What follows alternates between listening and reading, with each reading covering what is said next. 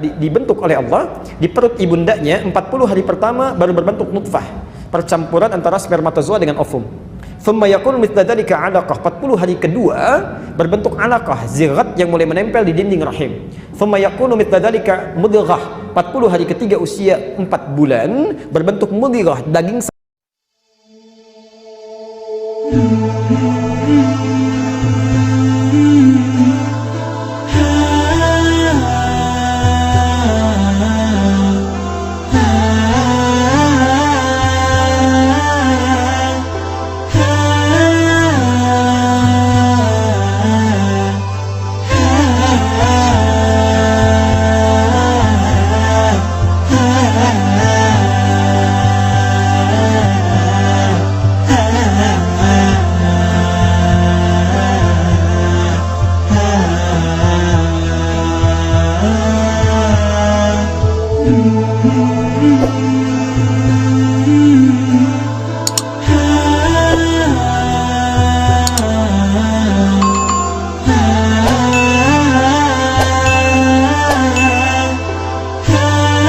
Setiap manusia telah Allah tetapkan rizkinya. Apa yang dimaksud dengan rizki yang mencari-cari kita tadi? Fadlullah.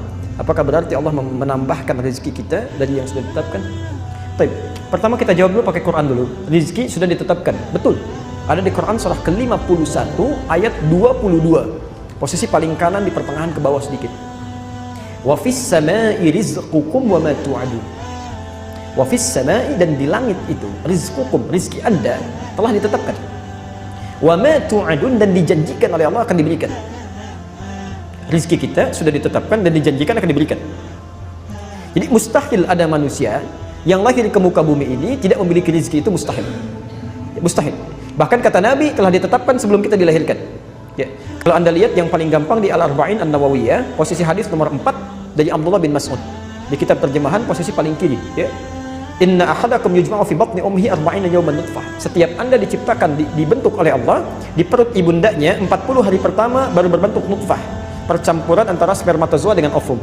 Thumma yakunu mithla dzalika 'alaqah, 40 hari kedua berbentuk 'alaqah, zirat yang mulai menempel di dinding rahim. Thumma yakunu mithla dzalika mudghah, 40 hari ketiga usia 4 bulan berbentuk mudghah, daging sekunyahan yang mulai punya bentuk. Ya, fayursalu ilaihil malak, maka usia 4 bulan ini diutus malaikat. Fayanfukhu fihi roh, meniupkan roh dengan izin Allah. Wa yu'maru bikatsbi arba'in, dan diperintahkan menetapkan 4 hal. Pertama kali bikatsbi rizqihi, menetapkan rizkinya.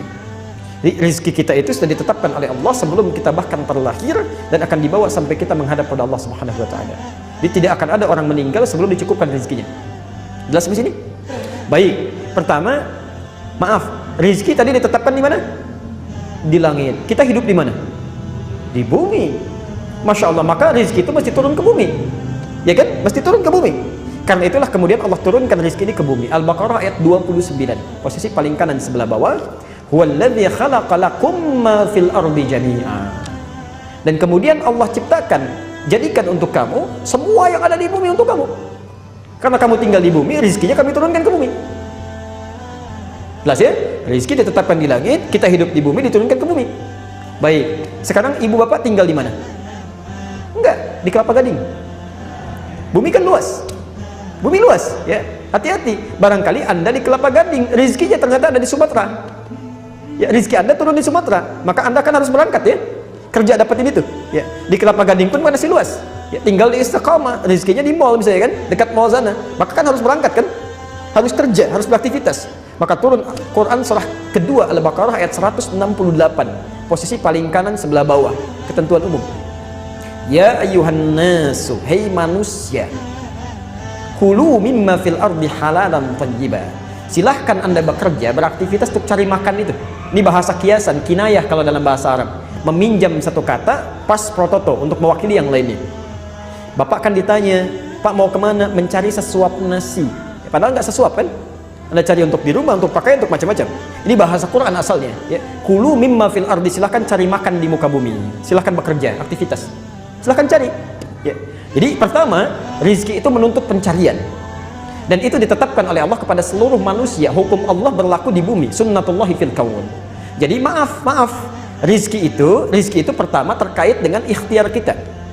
Jadi kalau ada orang misalnya, mohon maaf ya, ada orang walaupun sesoleh apapun tidak mau berikhtiar, nggak akan turun juga. Dia harus cari. Ya. Dan tidak ada hubungan dengan iman. Kaya tidak ada korelasi dengan iman. Misal, mohon maaf, kenapa ya saya sholat, tapi kok orang itu nggak sholat dia kaya? Ada kata-kata itu, Pak. Kami pernah bertaklim, ada orang mengatakan, Ustadz kenapa mesti sholat? Toh yang nggak sholat pun bisa kaya. Kami sampaikan syarat kaya itu bukan sholat. Syarat kaya itu bekerja. Jadi kalau Anda nggak kerja keras seperti dia, ya nggak akan dapat rezeki Anda. Sholat itu menjadikan kaya Anda menjadi berkah. Harta Anda bermanfaat, itu fungsi sholat. Dan bisa mempercepat kalau sholat Anda benar. Ya. Jadi hukum yang pertama, rezeki di langit, diturunkan ke bumi, kita harus cari. Nah, itu yang disebut dengan adlullah, keadilan Allah di muka bumi. Tapi kita bertanya, ya Allah, kita kerja, dia kerja, kita sholat, dia enggak. Masa sama? Apakah ada perbedaan? Ada. Allah akan percepat dia mendapatkan tanpa harus lelah mencarinya. Maka dipindahkan ayat untuk orang beriman. Dia kerja, dia beriman juga. Quran surah kedua di surah yang sama, Al-Baqarah ayat 172, pindah ke kiri di pertengahan. Paling atas, lihat ayatnya. Kita mau berakhir di sini, sebentar lagi ada Mas Osar ya. Ya ayyuhalladzina amanu, hei orang-orang yang beriman. Perhatikan, ayat yang pertama kan ya ayyuhan nas ya. Kalau manusia itu, maaf, mencakup orang beriman saja atau umum? Umum, mencakup non-muslim juga. Artinya kalau non-muslim pun bekerja, dia mendapat rezeki. Tapi ayat ini, ya ayyuhalladzina amanu, hei orang-orang yang beriman. Kalau beriman itu orang Islam saja atau non-muslim juga? Islam saja. Ya ayyuhalladzina amanu, kulu min thayyibati ma razaqnakum. Silahkan dapatkan rezeki yang telah kami sediakan. Bukan kita yang capek mencari, tapi Allah yang sediakan. Tapi yang menarik, perhatikan. Ketika Allah meminta mencari rezeki bagi orang-orang umumnya, manusia umumnya, kalimat halal dan thayyib muncul. Halalan thayyiban. Tapi ketika meminta pada orang beriman, kalimat halalnya dibuang. Tinggal thayyibnya dan dijamakkan bentuknya, thayyibat. Kenapa halalnya dibuang? Karena orang beriman itu imannya akan menuntun dia mencari yang halal. Jadi kalau ada orang beriman mencari yang haram, itu tandanya ada yang salah dalam imannya. Ada yang salah dalam imannya. Dan kalau Anda selalu mencari yang halal, sekalipun sedikit, maka Allah akan tambahkan berkah di dalamnya, menjadi banyak. Lihat, kalimat tadi halalan thayyibah, halal, thayyib, thayyibnya tunggal. Nanti kita bahas dengan rinci saat masuk ayat ini. Thayyiban itu bentuknya mufrad. Mufrad itu tunggal, satu. Jadi kalau orang-orang tidak beriman, mendapatkan rezeki sebanyak apapun, kelihatannya sedikit. Satu aja kecil. Ya, 1 miliar kecil aja. 10 miliar sedikit aja. Makanya dibuat capek, kerja lagi, dapat, tapi kelihatan seperti kecil, nggak ada kenikmatan. Tapi orang beriman, thayyibat, dijamakkan bentuknya oleh Allah ingin memberikan pesan. Kalaupun kamu dapat kelihatan sedikit, tapi kami berikan berkah di dalamnya. Masya Allah. Diberikan 500 ribu, sebulan gak habis-habis. Mau makan, temannya traktir. Pengen buah dari desa kirim. Masya Allah. 500 ribu gak habis-habis. Orang 50 juta 3 hari habis. Masya Allah. Apa yang salah? Gak ada keberkahan. Bapak pilih mana? 500 ribu berkah, 50 juta tidak berkah. Jangan katakan 50 juta berkah. Itu gak mudah deh. Tayyib. Jadi, nah, ada lagi yang hebat yang ketiga. Saya tutup Quran surah ke-7 ayat 96.